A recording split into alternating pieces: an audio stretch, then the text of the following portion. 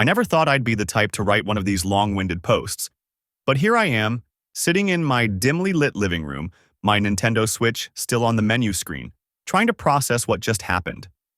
My name's Jake, I'm 30, and I've been with my girlfriend Emily for 4 years. Our relationship has been solid, at least that's what I thought until tonight. Gaming has always been a part of my life ever since I was a kid. My older brother, Ryan, and I used to bond over Pokémon games, especially Pokémon Diamond and Pearl. We'd spend hours catching legendaries, strategizing our teams, and just living in that world. It was our escape. Life wasn't always easy growing up, but those moments made everything feel okay. Fast forward to now, I'm playing Pokémon Legends, Arceus, a game that taps directly into that childhood nostalgia. I was deep into the game when a specific song started playing. It was a reworked version of an old track from Diamond and Pearl, and suddenly, I was hit with a flood of emotions. Memories of those carefree days with Ryan washed over me, and before I knew it, tears welled up in my eyes. That's when Emily walked in. Emily has never been a fan of video games. She sees them as a waste of time, something that keeps me from being productive. We've had minor disagreements about it before, but nothing serious. She's always been more into fitness, social events, and things she considers grown up. I respect her interests, just like I thought she respected mine. But tonight, her reaction to seeing me emotional over the game was unexpected. "You're actually crying?" she asked, eyebrows raised. I wiped my face, embarrassed but still feeling the weight of the moment. "Yeah, it's just this song. It reminds me of my childhood. Ryan and I used to play this game all the time. It just hit me, you know?" Instead of offering comfort or even mild curiosity, she scoffed. "That's kind of cringy, don't you think?" I blinked. "What?" "I mean, it's a video game, Jake. You're a grown man crying over pixels and music. That's kind of weak." Her words stung more than I expected. I wasn't expecting her to fully understand, but I also wasn't expecting outright mockery. "It's not just the game," I said, trying to keep my voice even. "It's the memories tied to it. It's my childhood, my brother."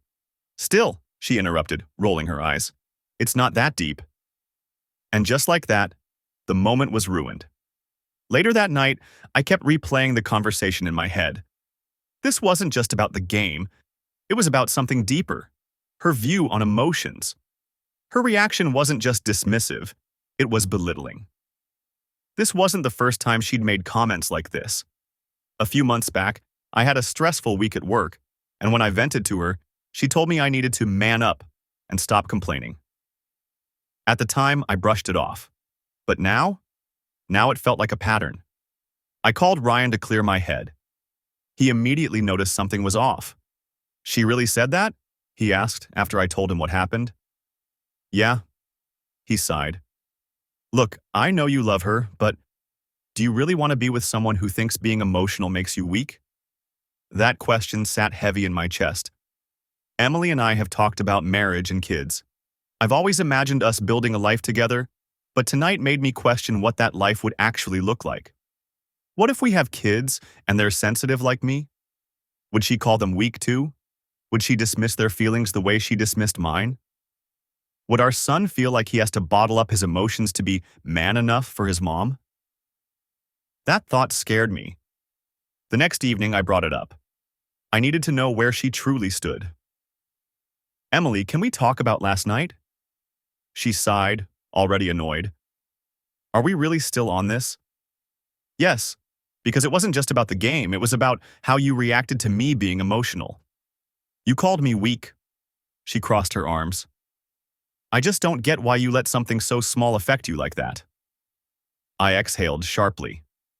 "And that's the problem. You don't have to get it. You just have to respect that it matters to me." She hesitated. "I wasn't trying to hurt you, but I just don't think it's attractive when a guy cries over a game." There it was, toxic masculinity in its purest form. "You know what's actually unattractive?" I shot back. "Being with someone who thinks emotions make people weak." She fell silent. That night, I realized something. I deserved better. I deserved a partner who valued me for who I am, not just for the parts she found acceptable. The next few weeks were tough, but after a lot of thinking, I made the hardest decision of my life. I broke up with Emily. She didn't take it well. She accused me of overreacting, of throwing away 4 years over something so stupid. But it wasn't stupid. It was everything. Fast forward a few months, and I won't lie, it still hurts. But I also feel lighter. More myself. And one thing's for sure. The next time I cry over a game, I won't have to feel ashamed. Because real strength? It's not about bottling up emotions. It's about having the courage to feel them fully.